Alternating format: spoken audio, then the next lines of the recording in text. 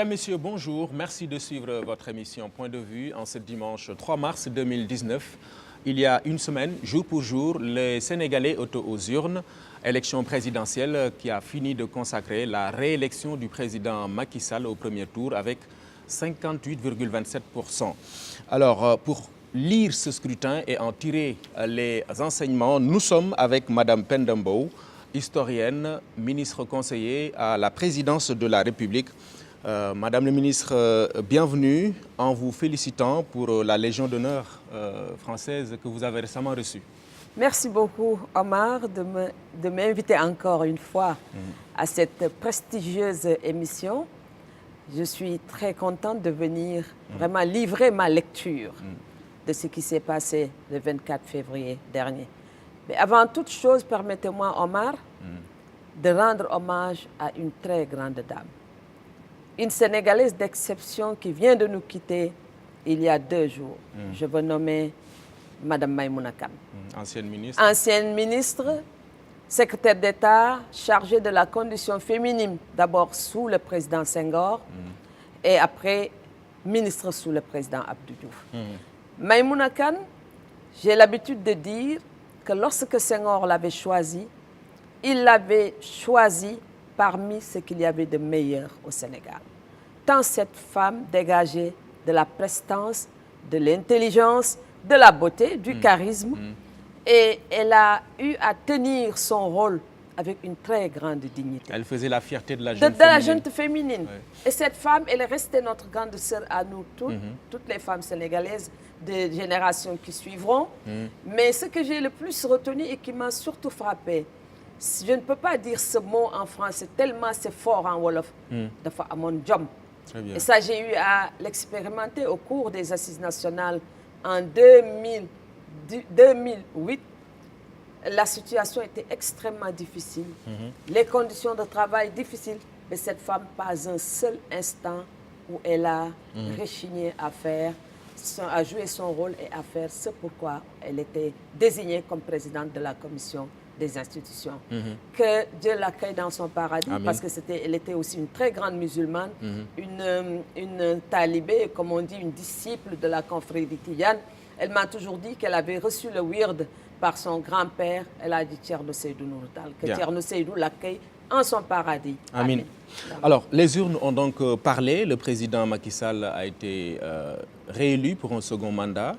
Les candidats de l'opposition ont rejeté, même s'ils se sont gardés de saisir le Conseil constitutionnel pour un recours. Quelle a été votre première lecture de ces résultats? Je commencerai d'abord par féliciter le président Macky Sall. Pour sa brillante réélection, les Sénégalais ont voté massivement pour lui.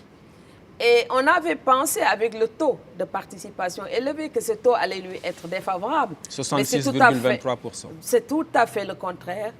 Le taux élevé de participation a été à sa faveur et il a été brillamment réélu avec plus de 58% au premier tour. Je crois qu'il a même obtenu plus que ce qu'il cherchait et ce qu'il attendait. Parce qu'avant, il parlait de 54%, il s'est retrouvé avec 58%.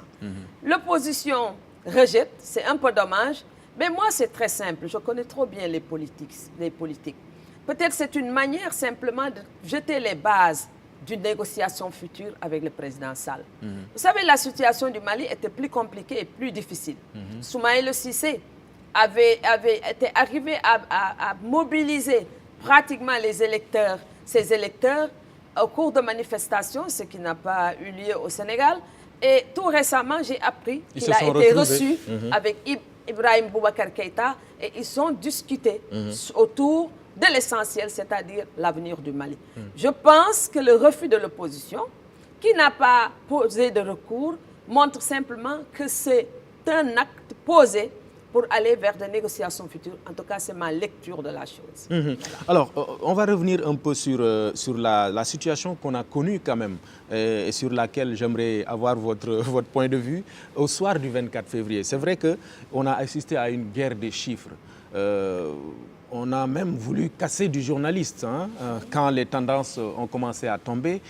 Comment est-ce que vous avez vécu tout cela? Vous savez, moi je me dis, écoutez, le Sénégal, c'est un pays qui parfois, je ne comprends pas les acteurs. En 2000, si on a pu obtenir justement une alternance apaisée au Sénégal, c'est parce qu'on a donné l'essentiel des résultats au fur et à mesure que ces résultats tombaient à travers la presse de l'époque, particulièrement les radios privées, Sud et Walfadjri. On l'a accepté en 2000. Au premier tour comme au deuxième tour. Je me souviens, Birima Fall, qui était journaliste à Sud, vers 19h, était venu me chercher chez moi pour m'amener dans les studios de Sud en me demandant il faut venir protéger le vote des Sénégalais. Je me suis retrouvée dans les studios avec, à l'époque, Pathé Diagne, mais aussi Albert Bourgi. Et au fur et à mesure qu'on avait les résultats, on était là et il était impossible de subvertir ou de changer quoi que ce soit. On l'a fait en 2000. En 2007, mais surtout en 2012, à la veille de la deuxième alternance, c'était exactement la même chose. Pourquoi refuser cela en 2019, au moment où les nouvelles technologies sont dans une phase d'avancement extraordinaire, mais en temps réel, on peut avoir les chiffres dans l'immédiat. Mais ce qui s'est passé, et c'est ce que j'ai compris, lorsque l'opposition, les deux leaders de l'opposition, en l'occurrence M. Idrissa Seck et M. Ousmane Sonko, se sont retrouvés au cours d'une conférence de presse pour décréter qu'on allait se retrouver au deuxième tour, si le pouvoir n'avait pas rectifié, on allait installer dans la tête des Sénégalais qu'on allait inexorablement vers le deuxième tour. Oui. Mais le fait de riposter, ça allait équilibrer.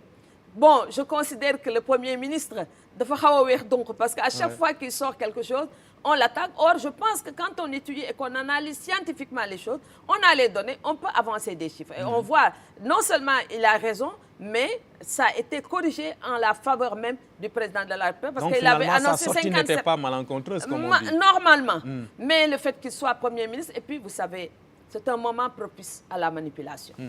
Dans un camp comme dans l'autre, il est dans une position, à mon avis, le poste de Premier ministre aujourd'hui. Au lendemain d'une élection, le poste de Premier ministre est un poste certainement convoité. Oui. Et de ce point de vue, que ce soit lui le Premier ministre qui parle et qu'on ait eu ces réactions, je pense que ce n'est pas anodin. Si peut-être Mme Aminata Touré avait sorti le chiffre, on aurait eu moins de problèmes. Si c'était un autre, mais la position de Premier ministre qu'il occupait a fait que voilà, il a eu ce qu'on a fait, un effet boomerang, et ça s'est retourné contre lui. D'accord. Alors, et si on revenait aux chiffres, le président Sall, 58,27%, le suivant Idrissa Seck, 20%, 20,50%, Ousmane Sonko, 15,67%, Madi Kenya, 1,48%, Issa Sall, 4,07%. Peut-être les deux suivants, Idrissa Seck, Ousmane Sonko, dans ce que reflète le vote suivant, bien sûr, les analyses des uns et des autres, c'est que, bon, on a assisté à un vote affectif ici, à un vote identitaire ici, ethnique, etc., religieuse même. Est-ce que c'est votre point de vue? Je vais y revenir, mais c'est extrêmement intéressant de voir comment les candidats se sont enracinés à travers le Sénégal. Ouais. Je prends Idrissa Seck, il est bien enraciné dans le Cayor, une partie du Bawol. À Macky Sall, son enracinement, c'est le signe de Saloum. Le Fouta, la région Ndar, parce que je veux utiliser la terminologie du terroir, Ndar, le Ndiambour, et une partie du Cayor. On prend, par exemple, Sonko, c'est vraiment la région naturelle de Casamance. Et Macky aussi a obtenu une partie de la région de la Casamance, mais les autres zones périphériques comme Kédougou, la région de Tambacounda. C'est intéressant de voir tout ça. Et on peut passer du vote identitaire affectif au vote régional. Mais il faut l'analyser et revenir sur le pourquoi, justement, de tous ces chiffres-là. Quand je prends, par exemple, le cas de Ousmane Sonko, parce que c'est le cas, à mon avis, le plus inattendu et le plus intéressant de ce point de vue. On aurait pu penser que Macky Sall, avec la construction du pont Sénégambie, parce que moi, si je dois voter pour Macky Sall pour une seule chose, une seule raison, c'est le pont sur la Sénégambie. Ouais. Parce que je suis convaincue que si le pont sur la Sénégambie existait depuis très longtemps, peut-être qu'on n'allait jamais avoir le bateau le Joola, le drame du bateau le Joola, parce que c'est lié justement à cela. Et du point de vue symbolique, on sort un peu de la discontinuité de l'État pour se retrouver avec la Casamance bien intégrée, bien incorporée dans le reste du Sénégal et faciliter la vie aux nombreux Casamancés, aux nombreux compatriotes du Sud, mais aussi aux compatriotes du Nord qui veulent regagner le Sud. Donc rien que le pont sur la Sénégambie et bien d'autres réalisations, Macky Sall pouvait s'attendre à un résultat où il allait être peut-être plébiscité par nos compatriotes de la Casamance. Mais qu'est-ce qui se passe, Omar? Et c'est là où il faudra absolument positiver le rôle ou la place de Sonko, justement, au niveau de la Casamance. C'est que, pour la première fois dans l'histoire du Sénégal, un fils de la région sud peut prétendre à la magistrature suprême de ce pays. Ça n'était jamais arrivé? Ça n'est jamais arrivé. La seule fois où on peut parler, par exemple, d'une élection où quelqu'un du Sud voulait atteindre une position très élevée, c'était Hassan Sek, quand il était colistier de Lamine Gueye en 1956. Et ils ont perdu les élections tous les deux. Aujourd'hui, que Ousmane Sonko est candidat, on oublie tout le reste pour se focaliser sur la personnalité de Sonko. Moi, au plus fort de la rébellion, j'avais toujours pensé qu'on aurait dû nommer quelqu'un comme Robert Sagna, Premier ministre, pour casser de façon définitive le sentiment de marginalisation qu'avaient nos compatriotes du Sud. Ou lorsque Abdoulaye Wade est arrivé au pouvoir, je me disais, Wade n'avait qu'à prendre quelqu'un comme Pierre Sané pour en faire un ministre des Affaires étrangères. Tout ça, c'était pour casser ce sentiment de non-appartenance véritable de citoyens de seconde zone par rapport au reste du Sénégal. Donc finalement, ce vote va être une sorte d'ancrage. Non seulement ancrage, mais de mon point de vue, ce vote va permettre à la Casamance naturelle maintenant de se sentir non seulement mieux intégrée, mais de faire partie intégrante de la nation sénégalaise. C'est ça. Pour la première fois, c'est comme ça qu'il faut le vote autour de la personnalité de Ousmane Sonko. Maintenant, ça ne veut pas dire qu'on va s'en arrêter là. C'est vrai pour le Fouta, c'est vrai, je reviendrai sur le vote de Touba, c'est vrai pour le Fouta, et maintenant, il faudra rééquilibrer toutes ces choses-là, arriver une fois que la nation, parce que la nation continue encore et encore en construction. Une fois que nous dépensons ce cap, il faut analyser et réfléchir sur la manière, non seulement de corriger, de rééquilibrer, parce que un autre fils de la Casamance pourra non seulement prétendre à diriger le pays, mais pour la première fois dans l'histoire du Sénégal, et ça a commencé avec Macky Sall, ce modèle islamo-wolof théorisé par nos collègues historiens, Donald Cruz-Bryan, Mamadou Diouf et Momar Koumba Diop, pour la première fois, ce modèle islamo-wolof est cassé à partir où Macky Sall a été élu président de la République. C'est différent de Senghor, parce que Senghor, c'est le modèle islamo-wolof qui continuait encore, parce qu'il était chrétien, mais soutenu par les grandes confréries du Sénégal. La confrérie Tidjane à travers la personnalité de Babacar Sy et la confrérie Mouride à travers la personnalité de Serigne Fallou. Mais aujourd'hui, Macky Sall, pour la première fois, c'était les grands marabouts toucouleurs, même si les Tidjanes, les autres ont contribué, mais les grands marabouts toucouleurs étaient derrière lui pour la première fois. La deuxième fois, je vais y revenir. Maintenant, sur le vote de Touba, c'est intéressant de voir pourquoi Touba reste une bastion imprenable pour Macky Sall. Je pense que Touba, ce qui se passe, c'est que la verticalité de la hiérarchie ne fonctionne pas en politique. Elle ne fonctionne pas en politique et nous sommes à la 4e peut-être génération à partir du fondateur qui était Cheikh Ahmadou Bamba et les petits-fils qui sont nombreux, qui ont des ambitions, qui ont leurs propres intérêts, ne s'entendent pas entre eux et ne font pas un seul bloc. C'est ça. Ce qui se passe, c'est que quand il y a une personnalité neutre, en dehors justement des familles maraboutiques, cette personnalité neutre peut fédérer sur le plan politique le vote de Touba. Mais aujourd'hui, ce sont les petits-fils qui ont leurs propres ambitions et les rivalités entre les petits-fils empêchent peut-être le pouvoir d'avoir un ancrage véritable parce qu'il ne peut pas satisfaire ou faire face à tous les petits-fils. C'est ça, c'est la première chose. La deuxième chose, donc ça veut dire qu'il y a la hiérarchie et cette verticalité ne fonctionne pas au niveau de tout. Ça veut dire qu'on peut avoir la bénédiction du calife et ne pas avoir le vote de Touba. C'est ce qui s'est passé exactement. Le calife, on peut le respecter sur le plan religieux. Il est Serigne Touba, le représentant de Serigne Touba, Mais sur le plan politique, ce sont d'autres types d'ambitions qui se manifestent. C'est ça. Ensuite, pour terminer sur ça, à Touba, l'homme politique, en général, a pour principal interlocuteur le marabout, les autres marabouts et la diversité des marabouts. Le sommet, mais il y a les citoyens ordinaires qui composent ce qu'on appelle les Santia. C'est-à-dire les gens qui ne sont pas forcément issus et qui constituent une population importante. Et cette population importante manque des infrastructures de base. Et les politiques, en se focalisant sur les marabouts, n'ont peut-être pas toujours le temps d'aller vers ces Santianes et de les amener vers eux comme principaux interlocuteurs sur le plan politique. Très bien. Je crois que Touba, il faudra vraiment l'analyser et voir quelle est la meilleure stratégie pour arriver à Très bien. convaincre. Alors, ça, c'était les chiffres. On va maintenant revenir sur l'organisation du scrutin, parce que aussi, ça a suscité un débat. Et dans leur logique, les candidats de l'opposition sont partis en amont, c'est-à-dire en regardant un peu l'ensemble du dispositif, le processus qui a conduit à l'organisation du scrutin. Bon, on a parlé du parrainage, du fichier manipulé, des cartes d'électeurs, etc. Bref, un ensemble de manquements voilà, qui ont été posés sur la table pour dire que finalement, bon, on ne va pas accepter ces résultats. Je crois que les observateurs, tous les observateurs internationaux, s'accordent sur une chose: l'élection présidentielle était une élection bien organisée. Oui. Ça, c'est un fait. Maintenant, il faudra analyser et décortiquer les griefs de l'opposition. Quand on parle de l'organisation en tant que telle, que ce soit en amont, il y a une amélioration par rapport aux reproches qu'on faisait au ministère de l'Intérieur pour ce qui concerne les élections législatives. Je pense qu'il y a une amélioration dans la redistribution des cartes, peut-être, mais partout dans le monde, quand on organise une élection, il faut aussi poser les bases d'un débat et d'une négociation.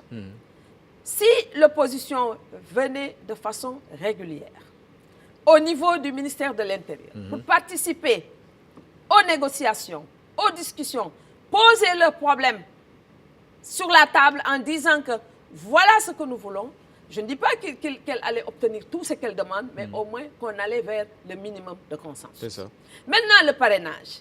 Le parrainage, une fois qu'on a l'expérience, Oui. il faudra voir ce qui n'a pas bien fonctionné, retourner à la table de négociation et discuter. Parce qu'à partir, Omar, de cette élection, il ne faut plus continuer à avoir des mêmes débats autour du fichier électoral, autour du processus électoral. Il faut qu'on avance et le Sénégal doit entrer dans le cadre des démocraties majeures à travers le monde. Vous savez, le parrainage, si l'opposition était partie discuter, elle aurait pu obtenir un certain nombre de choses.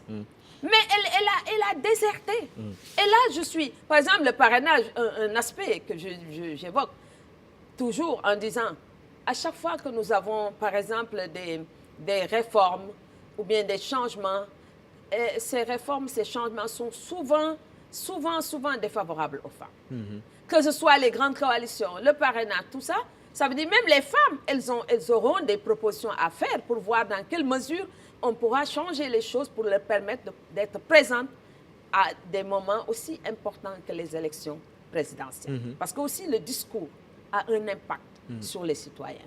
Par contre, une fois qu'on est sorti de tous ces débats, il faudra que les gens retournent à la table de négociation et qu'on ne parle plus d'élections dans ce pays-là. En tout cas, d'organisation d'élections. Oui. On a quand même remarqué, c'est vrai, on a récusé, par exemple, le ministre de l'Intérieur, mais finalement, la remarque que j'ai faite, c'est qu'on ne parlait plus de Aly Ngouille Ndiaye, parce que finalement, l'organisation a été plus ou moins parfaite. Non, et puis Omar, si nous voulons aussi avoir l'ambition d'être une démocratie majeure, il faut que l'institution qui organise l'élection soit une institution non seulement capable de l'organiser, mais de perdre et de quitter le pouvoir. C'est ce qui se passe en France, c'est ce qui se passe aux États-Unis, c'est ce qui se passe dans toutes les démocraties du monde. En général, ce sont les ministères de l'Intérieur qui organisent les élections. Par contre, l'ONEL, que ce soit l'ONEL, la Sénat, ce sont des structures et des organisations qui sont là pour un temps simplement, mais qui ne doivent pas être des structures pérennes. Sinon, on allait rester dans cette infantilisation, entre guillemets, de notre démocratie. Nous devons avancer sur les questions électorales, l'institution qui l'organise, et il faut simplement la vigilance à la fois du citoyen et des acteurs politiques pour que tout se passe dans les règles de l'art. Moi, je pense que nous devons travailler autour de cette question. Finalement, Aly Ngouille a été récusé, mais pour ce qui est de l'organisation, c'est normal, rien n'est parfait. Il y a des couacs par-ci, par-là, de petites choses. Mais pour l'essentiel, on est tous d'accord que le 24 février, les choses se sont passées de façon claire, nette et précise. Ouais. Vous disiez tout à l'heure qu'on doit dépasser ce débat autour de la question électorale. Mais il faut, je pense, qu'il y ait cette confiance entre acteurs et même cette confiance envers ce dispositif dont on parlait tout à l'heure, c'est-à-dire ce qui est mis en place pour organiser ces élections-là. Alors, est-ce que vous pensez donc que c'est ici le nœud du problème? C'est là que, évidemment, pour que notre démocratie majeure soit ancrée, que les acteurs doivent se... Je vais vous dire une chose, Omar. J'ai le profond sentiment que le citoyen sénégalais est beaucoup plus en avance que l'acteur politique sénégalais. On a une intelligence électorale absolument, terrible. Absolument. Et ce qu'on a vu le 24 février relève de la décision pure et simple du citoyen sénégalais. Et si les acteurs ne se font pas confiance, vous n'entendrez pas. On a cherché à sortir les Sénégalais dans la rue. Si. On a cherché à les décourager à aller au vote. On a cherché à vraiment créer la zizanie au sein, dans le pays. Mais le citoyen sénégalais, il est resté serein, calme. Au moment de voter, il est allé voter tranquillement et retourner chez lui. Ça veut dire que les acteurs aujourd'hui, s'ils veulent vraiment, ils ne peuvent pas continuer à douter de la lucidité du citoyen sénégalais. Et ils doivent tirer les conclusions de ce qu'on a vécu aujourd'hui. En se disant, si le citoyen sénégalais a atteint ce degré de maturité, et puis il faut avoir les talk shows, ce que disent les Sénégalais, les réactions, c'est parce que nous aussi, nous devons être à la hauteur. On ne peut pas empêcher un politicien, un homme politique, de dire un certain nombre de choses, de jouer, parce que ça fait partie du jeu, pour engranger le maximum d'acquis. Mais néanmoins, il faut arriver à un moment où on se dit, il faut avancer. C'est ça. Et il faut qu'il se fasse confiance sur un minimum. Et c'est là où, à mon avis, j'exhorte le président Macky Sall à prendre les initiatives qu'il faut pour avancer, pour que notre système dépasse la situation dans laquelle il se trouve. D'accord. En faisant quoi? On y reviendra. On y reviendra. Mais je voudrais moi-même voir un peu le rôle et la responsabilité de la société civile dans cette situation. Parce que quand même, elle est présente, cette société civile, sur le terrain. Mais quand les acteurs se querellent, parfois, on ne sent pas une décision, je veux dire, radicale venant de la société civile. Parce que c'est très simple. Ouais. On accuse trop vite la société civile d'être partisane, d'être dans un camp ou dans l'autre.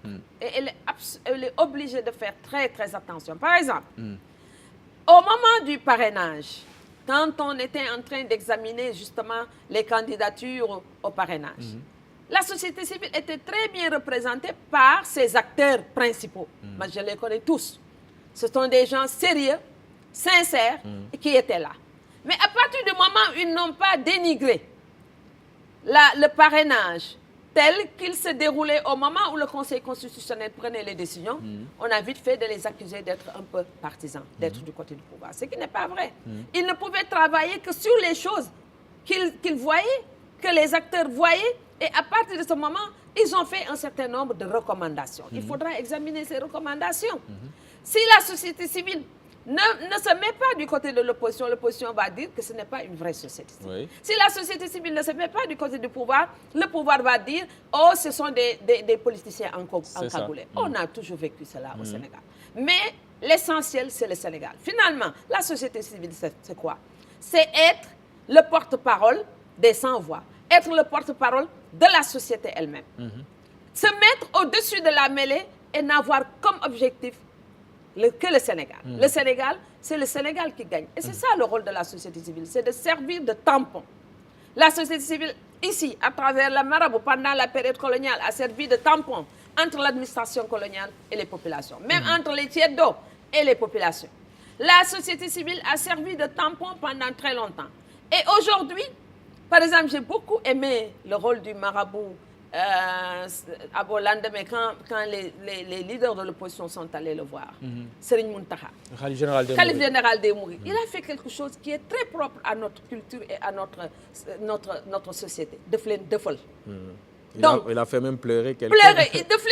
Et ça, c'est important. Peut-être que c'est dur de perdre. C'est dur d'être déçu. C'est dur de voir que tous ces espoirs se sont ruinés en un jour. Pendant un temps, c'est ce qu'on vit. Mais ce que le marabout a fait, c'est-à-dire les ramener sur eux-mêmes, je trouve ça extraordinaire. C'est ça le rôle qu'on attend de la société civile. La conférence épiscopale, l'Église. L'Église est allée sur le terrain. En tant qu'observateur? En tant qu'observateur. Et quand l'Église est revenue, j'ai lu quelque chose de très important. Quand on a commencé à faire circuler des vidéos montrant des enfants qui étaient en train de voter. Qu'est-ce qu'il a dit? Il a dit, nous sommes allés sur l'étendue du territoire national, les représentants de l'Église. Mais nous n'avons pas vu ça. C'était de la manipulation. De la manipulation. Et ça me paraît fondamental. C'est-à-dire que des acteurs qui ne sont pas impliqués directement dans la gestion du pouvoir puissent dire, voilà ce que nous avons vu. Et je crois que toutes ces réactions ont permis et ont contribué à apaiser la tension et à faire baisser la tension qu'il y avait dans le pays pendant ce moment. Très bien. Alors, le président de la République, évidemment, est le président de tous les Sénégalais. Président de ceux qui ont voté pour lui comme ceux qui ne l'ont pas fait. C'est une posture qui appelle une démarche d'apaisement et d'ouverture, vous l'avez dit tout à l'heure, d'ouverture envers l'opposition. Qu'est-ce qu'il devrait faire? Envers l'opposition. Mais je voudrais souligner une chose. Ce sont les Sénégalais qui ont voté pour le président Sall. Ouais. Hier, j'étais avec un ami, un ancien militant du PAI, et il me disait, au fond, c'est nous les indécis qui avons voté pour Macky Sall. Nous avons voté pour lui sur la base essentiellement de son bilan. Et je crois que ça, c'est fondamental. Il a œuvré, il a travaillé, il a montré un bilan et les Sénégalais ont réfléchi par rapport à ce bilan et se sont décidés. Moi, je prends le cas des HLM que je connais très bien. Depuis 1988, je n'ai pas vu quelqu'un au pouvoir gagner une élection présidentielle aux HLM. Et c'est arrivé cette année? C'est ce que j'ai vu. Sur les 44 bureaux de vote, Macky Sall est sorti vainqueur. Ça veut dire que c'est la décision des Sénégalais. Maintenant qu'il a eu cette décision des Sénégalais, il reviendra au président de la République d'avoir un esprit de dépassement, de se dire, maintenant je suis encore plus attendu. Les Sénégalais, non seulement ils attendent de moi un apaisement, mais ils attendent de moi une position de rassembleur. Ils attendent de moi que je fasse, en tout cas que je sois au-dessus de la mêlée et que j'arrive à raccorder et à reconnecter tous les Sénégalais entre eux et à trouver des solutions. En faisant quoi? Moi, je pense qu'il doit d'abord prendre des mesures d'apaisement. Des mesures d'apaisement vis-à-vis de certaines situations, justement, que ce soit les prisonniers, ceux qui ont eu des problèmes avec la justice, de voir comment apaiser cette tension. La deuxième chose, appeler l'opposition à la table de négociation. Certainement qu'elle va refuser, mais il faudra travailler justement à la base, faire intervenir des acteurs pour la médiation et que l'opposition puisse revenir discuter avec le président de la République. Troisième chose qui me paraît fondamentale, c'est qu'il faut un statut à l'opposition. C'est ce qui devrait faciliter le dialogue. Absolument. Un statut à l'opposition. Un statut, l'opposition devra avoir son statut dans ce pays. À partir maintenant des élections, des résultats sortis des urnes, il faudra voir quelles sont les institutions dans lesquelles l'opposition pourra se faire représenter. Oui, mais il faudra qu'elle ait son chef également, parce que ce sont des choses qui figurent désormais dans la il faut l'appeler, mais je veux dire, quand on va faire le statut de l'opposition, il faudra partir, pas des élections législatives, mais de l'élection présidentielle. Ah bon? Moi, personnellement, je pense. Parce que c'est ce qui reflète aujourd'hui la réalité politique. En attendant d'autres élections législatives. Peut-être que les prochaines élections législatives vont donner une nouvelle carte. Parce que la recomposition politique, à mon avis, est en train de se faire. C'est ça. Un des acquis, un des aspects positifs du parrainage, c'est le fait de regrouper, justement, en pôle, les leaders. C'est ça. Parce qu'on ne peut pas avoir un leadership aussi éclaté et prétendre à une démocratie véritable. Ça, c'est un problème aussi. C'est un problème. Parce que pour les uns, c'est l'opposition parlementaire qui devrait diriger celle-ci. Pour les autres, on devrait se baser sur les résultats de la présidentielle. Moi, personnellement, je pense que c'est sur les résultats de la présidentielle. Parce Parce que non seulement l'élection s'est très bien passée, oui. mais en plus, ça reflète aujourd'hui les tendances que nous avons dans le pays. Et il y a des rééquilibrages aussi que le président devra faire. Parce que si on se base uniquement sur les pourcentages de différentes régions, il y a des régions qui peuvent avoir la suprématie sur d'autres. Oui. Or, justement, c'est à lui d'apporter le correctif pour voir en fonction, par exemple, de l'électorat, du nombre d'électeurs, parce qu'une région comme Dakar devra être une région prioritaire aujourd'hui. Oui. Si le président veut continuer à conserver la région de Dakar et alentour, en tout cas dans son escarcelle. On ne peut plus laisser Dakar.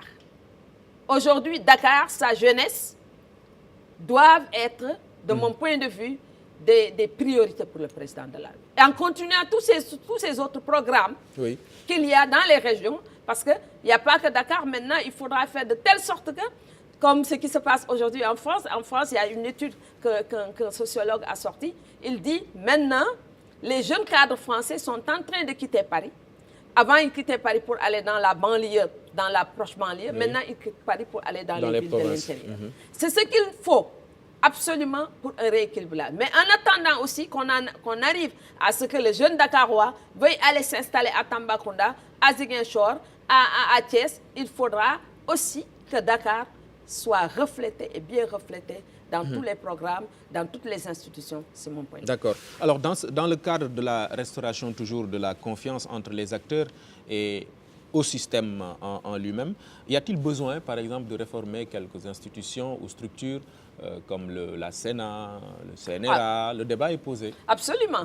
Moi, je pense que l'opposition, de mon point de vue, doit être représentée aujourd'hui dans des structures comme, justement, et qui doivent disparaître d'ailleurs. En tout cas, la commission électorale devra disparaître. La Sénat? La Sénat. Un jour, normalement. Oui. Normalement, si la confiance est là, si les acteurs sont rodés, si le système fonctionne très bien, comme n'importe quelle démocratie, il faudra que le commandement territorial, que le ministère de l'Intérieur soient les seuls à organiser des élections. Maintenant qu'on a eu des acquis, beaucoup d'acquis sur le plan pratique, mais bon, tel n'est pas encore le cas, mais à condition aussi que les acteurs eux-mêmes aient confiance en notre système. Donc moi, je pense qu'il faudra trouver le moyen et puis que l'opposition aussi puisse s'exprimer à travers les médias, qu'on ait des émissions plurielles et que le président consulte sur les grandes questions l'opposition. Ça ne veut pas dire qu'il va faire ce que l'opposition lui demande, mais que l'opposition ait le sentiment de participer et je crois que ça va contribuer à apaiser la tension et ce climat-là. Alors, il l'avait dit, le mandat sera celui des réformes. Justement, quelle doit être la signification de cette réforme-là avec un grand R? Et dans quel secteur, par exemple? Je crois aujourd'hui, le débat sur la justice, personne ne peut l'éluder. C'est une demande essentielle. Ne serait-ce qu'avoir des assises autour de la justice et qu'on donne la parole aux acteurs judiciaires eux-mêmes et que ces acteurs puissent dire voilà ce que nous attendons dans notre secteur. Et à partir de ce moment, le président de la République, en fonction des conclusions qu'on lui donnera, pourra absolument, de mon point de vue, prendre peut-être certaines mesures qui vont aller dans le sens de l'amélioration du fonctionnement de la justice. La deuxième chose que j'estime, moi aussi essentielle, tout ce qui va dans le sens du renforcement de la République, de la consolidation de la nation, sera bienvenu. Qu'est-ce qu'il faut faire?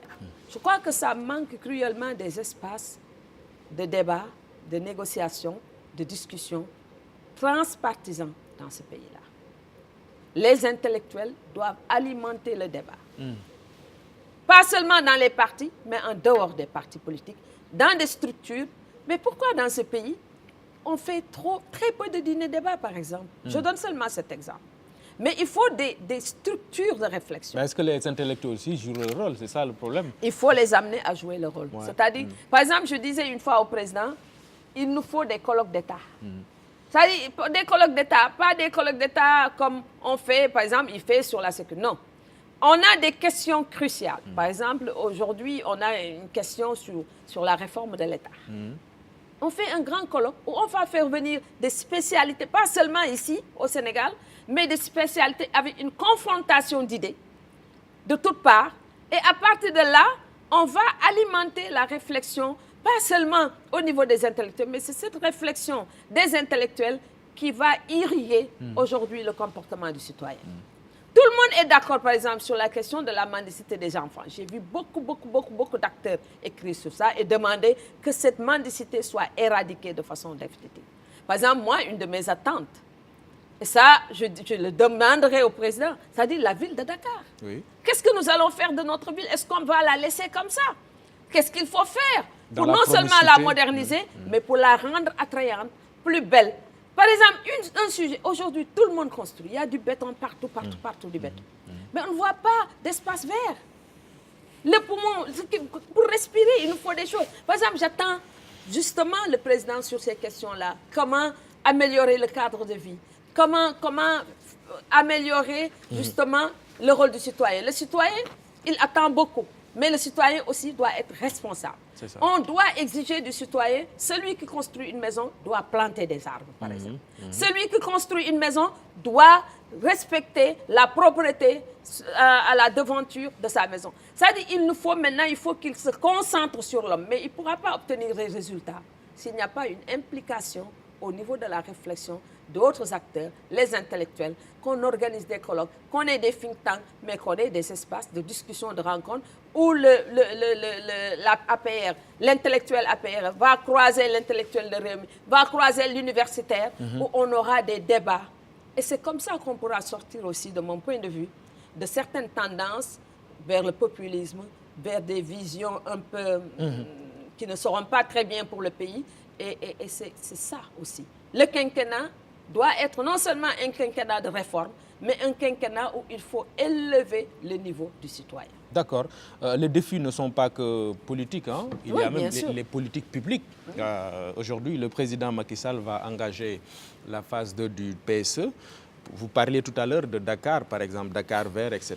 Il a son PSE vert qui figure parmi les axes un peu des initiatives qu'il entend mettre en œuvre. Alors, quelles sont vos attentes à ce niveau-là? Moi, je pense que déjà la ville de Diamniadio, et nous irons probablement vers une conurbation Dakar jusqu'à Thiès. Ce sont des villes qui vont se retrouver. Je crois que la question du transport est une question lancinante. On a déjà le TR, mais je me dis, pour les déplacements dans la ville, c'est bien, on a les autoroutes, les ponts, mais est-ce qu'il ne faut pas penser à surtout avec la pollution qui arrive, à un système périurbain, je pense à un tramway par exemple. Il y a le BRT par exemple. Voilà, un tramway, il faudra penser au train. Je crois que le chemin de fer pourra accélérer, de mon point de vue, l'intégration des villes secondaires au reste du Sénégal. Oui. J'attends du président de la République aussi, en dehors justement de toutes ces politiques-là que nous venons de citer, la continuation de ce qu'il est en train de faire. Vous savez, une question qui se pose dans Dakar et qui va se poser sous peu, c'est le ravitaillement en eau potable. Oui. Si vous allez dans les grandes cités, il n'y a pas d'eau. Ça, c'est une question qu'il faudra résoudre. Autant on a fait énormément d'efforts sur l'électricité, autant il faudra faire d'efforts concernant la question de... Parce que aussi, la démographie, elle est galopante. Ça, ce sont des questions. Par exemple, la transition démographique est un débat. Absolument. Un débat de fond. On ne peut pas aussi continuer à avoir une population qui croît beaucoup plus rapidement que nos ressources. Qui croît beaucoup plus rapidement que nos ressources. Ça, c'est un vrai problème. Parce qu'il faudra construire des écoles, il faudra construire des hôpitaux, il faudra préparer tout. Et je crois que ce sont des questions que nous devons aborder. Absolument. Par exemple, sur la question démographique, avec son rapport avec, je veux dire, l'accès à l'eau, on a vu qu'en dehors de Kermassar, l'usine de Kermassar, KMS 3, il y a le projet de désalinisation de l'eau. Le projet de désalinisation de l'eau. C'est ça. Mais aussi, par exemple, je ne sais pas qu'est-ce qu'il est advenu de ce grand projet justement de, comment on appelle ça, que gérait Feu Faragnaï sur les... ce grand projet sur l'eau. Alors, il faudra, à mon avis, voir quels sont les possibles. Parce que ça va être une question difficile. Une question très difficile, le ravitaillement en eau, justement, si on ne règle pas, en tout cas, la question de Dakar. D'accord. Alors, parmi ces initiatives majeures annoncées par le président Macky Sall, je vois par exemple l'employabilité de la jeunesse. Ça c'est important. La jeunesse attend beaucoup du président Macky Sall. Il a promis au cours de la campagne électorale de créer 1 million d'emplois. Je lui souhaite même d'en créer 2 millions si c'est nécessaire. Mais je crois que ça, c'est une question lancinante. Et depuis que la proclamation des résultats provisoires, beaucoup de gens qui nous félicitent nous disent « mais quand même, faites tout pour trouver un emploi à mon enfant. » C'est un grand défi. Oui. Ça, c'est le grand défi. C'est le défi numéro 1.